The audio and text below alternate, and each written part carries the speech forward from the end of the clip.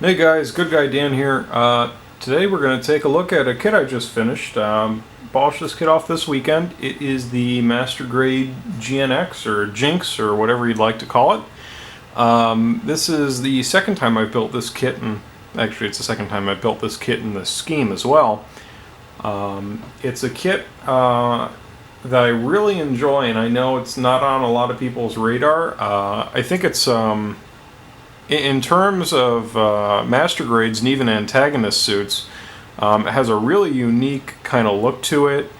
Very kind of alien, I dare say. It doesn't really look like anything else out there. What I did with this kit is the original Jinx that I built was based off Kita's color scheme. I didn't do any of the the crazy modifications that he's able to do, but I did stick with that kind of titanium color scheme to it. And with this secondary kit, I followed the same color scheme because I actually really like it. I'm definitely considering buying this kit maybe a third or even fourth time and doing further color schemes and modifications to it. Maybe doing an A-Laws version, the red version with a lance or something. It's one of those kits where some people will like build a bunch of Zaku's, and they'll do it a couple different ways. I'm kind of feeling that way with the Jinx because it's such a neat and iconic kit for me. The Jinx was also one of the maybe the second or third kit that I built when I got back into the hobby a few years ago.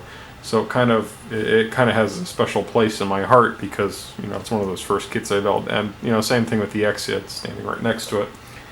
So right off the bat, the reason why I have the Exia here is, well, not only is the Jinx the antagonist of the Exia in the series, but these two kits actually share some parts. And what's really interesting is the leg mechanism on both of the kits is the same leg mechanism, but what Bandai did is they reversed it. So on the Exia, you could say the leg faces forward. On the Jinx, the leg faces the other direction. So when it's kind of neat that somehow Bandai's engineers, when they were designing, one or the other, they figured out, okay, we can reuse these parts. We just have to flip them, around, and it still works. So that was kind of neat. I figured they were using the same parts before, but I didn't really pay attention to how they were going together. So now that I've actually had a chance to look at that, I thought it was kind of a neat little Easter egg in the design. So what I'm going to do now is I'm going to get the Exia out of the way and focus on the new kit, the Jinx.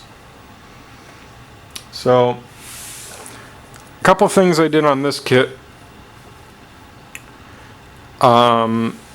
You may notice right off the bat that the gray and the white is a very matte color, and the titanium is a very glossy color. Same with the silver. And that's because depending on the color of the part, either they were colored with or they received either a matte or a glossy top coat. The other thing that may be standing out to you is the purple. And after a lot of searching and trying some different things, such as using Higgins ink, I found a very, very nice clear purple. And you can see it kind of on the chest part there. It's very, very reflective. A great smooth coat out of it. And what this is it's, there you go, Gaia color. I bought this on, you can get it through eBay. It's number 47. And it's clear purple. And what I did is I did an undercoat of Starbright Duralinium and then hit it with a few coats of the purple. And I used Mr. Hobby's retarder thinner, and it got a really, really nice smooth coat. The chest piece, looking at it before I assembled the kit, I mean, you could clearly see the reflection of yourself in the piece. It's that that clear, that smooth. So I used the purple in a couple different parts. Obviously, the head, the GN drive in the center, or GN Tau drive. There's a little purple ring around the inside here. You can kind of see it depending on how the light hits it. On the long rifle, you can see the purple in there. Also, you know, the lower scope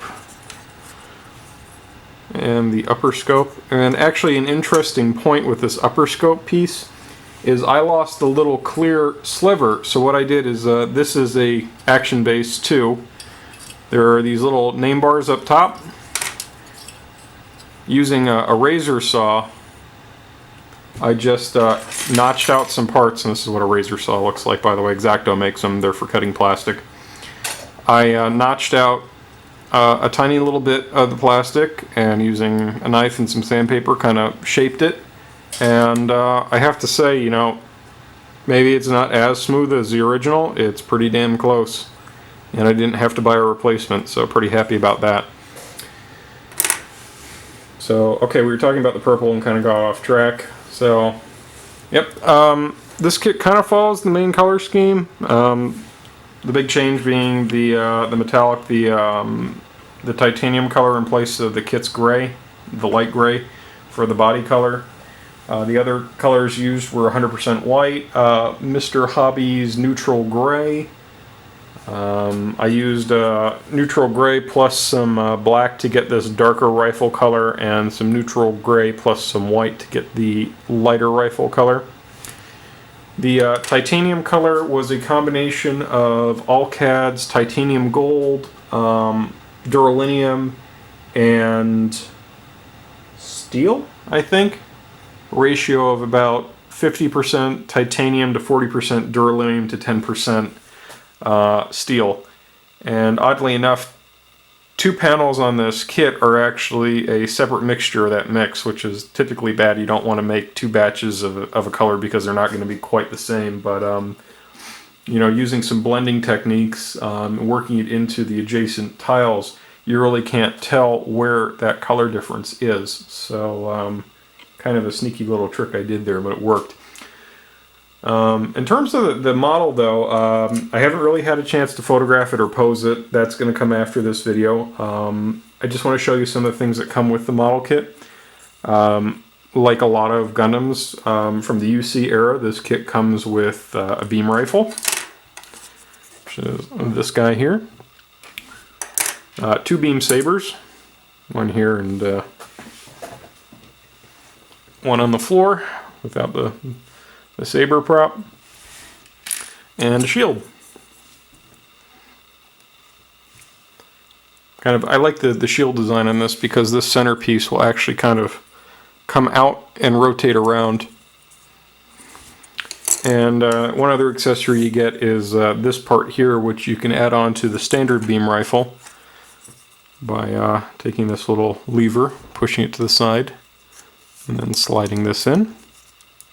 And then you get the long beam rifle, which is typically how I leave mine because I really like the design of this.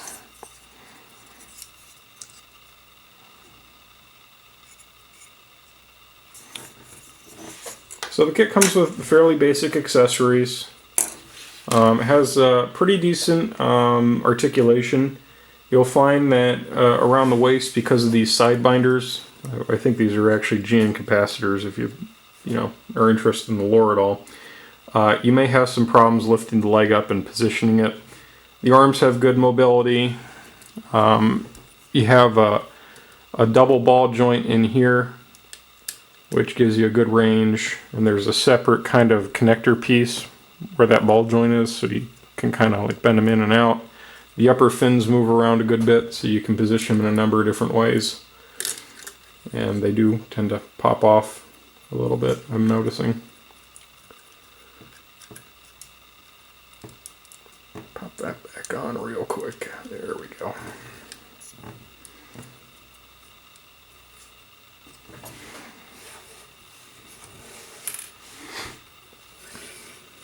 Backside's a little plain. You have one little thruster down here with this little tail fin, kind of like it opens up. You can also remove the GN drive. I found that once it's painted, it's typically very, very difficult to remove, so I don't plan on pulling that out. And also because I painted the front of the GN condenser with that purple, that clear purple. I don't foresee using a light in it because it's opaque now, so it makes no sense. And they also don't make purple lights as far as I'm aware. So, yeah, so there's the GNX. If you have any questions about this kit, feel free to leave a comment below. It's a good kit. It's one that I often will find myself comparing to the St. Andrew. I know a lot of people don't agree with that sentiment, but it's a really kind of unique bad guy looking kit. It's very curved. It's not angular. It looks menacing, and to be honest, I think this is the type of kit that you can just paint over and over again and come up with, a plethora of great color schemes. So if you have any questions, leave them in the comment section below. If you haven't already, like and subscribe the video, or to my channel and the video. And you can look forward to a photo shoot coming out for this kit pretty soon. I just have to set up my booth and start snapping. Alright guys, this is Good Guy Dan signing out. Thanks. Bye.